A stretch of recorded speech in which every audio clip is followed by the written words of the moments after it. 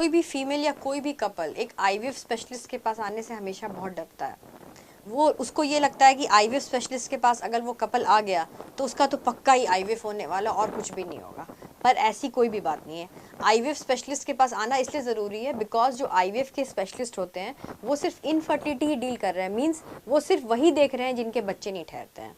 तो हमारा काम ये ज़रूरी नहीं है कि जितने पेशेंट आ रहे हैं सबका पकड़ के आईवीएफ करें। ये भी ज़रूरी होता है आईवीएफ करने के पहले कि पेशेंट की हम डायग्नोसिस बनाएं। डायग्नोसिस का मतलब है कि हम ये देखें कि उस पेशेंट को बच्चा क्यों नहीं ठहर रहा है, जिसकी हमें अच्छी नॉलेज होती है। इसीलिए हम पेशेंट को सबसे पहले, कोई भी पेशेंट अगर वो कहीं भी जा रहा दिखाने, पेशेंट को खुद ही ये समझना चाहिए कि जब तक उसकी डायग्नोसिस नहीं बनती है कि उसको प्रॉब्लम क्या है, उसको बच्चा क्यों नहीं ठहर रहा है, उसको ऐसे ही हवा में मेडिसिन दवाइयाँ नहीं खानी चाहिए। बिकॉज जो भी दवाइयाँ आप खा रहे हो सब एक तरह के हार्मोन्स होते हैं, उसका कहीं ना कहीं आपके बॉडी पे उसका असर पड़ता है, उसका दुष्प्रभाव पड़ता है। तो इसीलिए सबसे पहले ये ज़रूरी है जानना कि आपको ये जो बच्चा नहीं ठहर रहा है ये क्यों नहीं ठहर रहा है। क्या आपके ओवरीज में प्रॉब्लम है, क्या आपके फैलोपियन ट्यूब्स में प्रॉब्लम है, आपकी यूट्रस में प्रॉब्लम है, या हस्बैंड में प्रॉब्लम है, तो ये बच्चा क्यों नहीं ठहरा, ये सबसे बड़ा क्वेश्चन होता है। अगर आपने बिना डायग्नोसिस के आपने मेडिकेशन स्टार्ट कर दी है, मीन्स अगर आपको, हमें यही नहीं पता है कि आपको प्रॉब्लम क्या है, हमने आपको दवाइयाँ देनी शुरू कर दी, तो हमने तो फिर हो सकता है गलत दवाइयाँ भी दे दी बिकॉज हमने गलत चीज़ों को टारगेट कर लिया। वो चीज़ें ऑलरेडी आपकी बॉडी में सही थी। अगर सही चीज़ों के लिए हमने आपको दवा देनी शुरू कर दी तो आपके ले मैन लैंग्वेज टर्म में हम बोल सकते हैं कि उस चीज़ का ओवर एक्सेस हो गया। तो जब वो चीज़ एक्सीड कर जाएगी तो ऑब्वियसली वो फिर से प्रॉब्लम करेगी।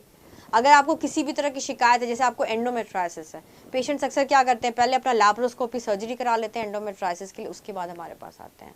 अब उन्होंने एंडोमेट्राइसिस के लिए लैप्रोस्कोपी सर्जरी तो करा ली, लेकिन उसके पहले उन्होंने अपने अंडे नहीं फ्रीज किए, तो उनके ओवरी की तो आधी से ज़्यादा टिश्यू निकल गई सर्जरी के दौरान। फिर अगर पेशेंट आईवीएफ के लिए सोचेगा तो एग्स ही नहीं है, अंडे नहीं है, तो हम जो स्पर्म है उसको किस में डालेंगे। ऑब्वियसली फिर हमारे पास डोनर एग या ओवेरियन रिजुविनेशन टेक्निक्स के अलावा कोई और हमारे पास ऑप्शन ही नहीं रहेगा।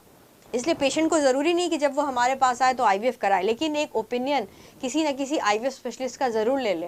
बिकॉज हमें पता है कि उसके बाद जब पेशेंट आता है हमारे पास, जब उसके ओवरीज में टिश्यूज़ ही कम हो जाते हैं या ओवरी रिस्पॉन्ड करना बंद कर देती है, बिकॉज बहुत सारे ऐसे पेशेंट्स आते हैं जो अंडे बनने की गोली 24 साइकिल खा चुके होते हैं। वो ऐसी हिस्ट्री देते हैं कि हम तो हर साइकिल में ये दवा खा लेते हैं अंडे बनने के लिए, उनको पता ही नहीं। वो एक नॉर्मल जीपी के पास गए, उसने भी ओवरी की स्टिमुलेट की दवा दे दी और पता चला कि पेशेंट की ट्यूब की टेस्ट नहीं हुई थी, ट्यूब ब्लॉक था।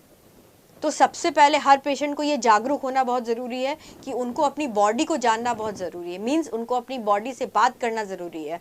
बात करने किस तरह से बात होती है, मीन्स उनको ये पता होना चाहिए। जैसे आपके घर में मान लीजिए एक बच्चा, आप उस बच्चे को पढ़ा रहे हो, तो आपको ये पता होना बहुत ज़रूरी है कि उस बच्चे को किस लैंग्वेज में, किस पेपर में आपकी मदद की ज़रूरत है। इसी तरह से बॉडी के जो आपके पार्ट्स हैं जिनकी वजह से आपको फर्टिलिटी होती है और जिनकी वजह से आपको इनफर्टिलिटी भी होती है, उनके बारे में आपको जानना बहुत ज़रूरी है कि क्या वो ऑर्गन्स आपके नॉर्मली काम कर रहे हैं कि नहीं, इसके पहले कि आप एक भी किसी भी तरह का कोई भी मेडिसिन खाओ। ये बहुत ज़रूरी है। अगर आपने ये समय पे कर लिया तो बिलीव मी, बहुत सारे पेशेंट्स जो हमारे पास आ रहे हैं उनमें बहुत सारे पेशेंट्स जो डोनर एग यूज़ हो रहा है या सरोगेसी हो रहा है, वो बहुत सारे पेशेंट स्क्रीन आउट हो जाएंगे पहले ही। एंड कुछ पेशेंट्स तो शायद ऐसे ही कंसीव हो जाए बिना आईवीएफ ट्रीटमेंट के। तो ये बहुत इंपॉर्टेंट आपके लिए, यू हैव टू, आपको अपनी बॉडी से बात करना है, आपको अपनी बॉडी के बारे में जानना है। ये बहुत इंपॉर्टेंट है कोई भी दूसरा कदम उठाने के पहले।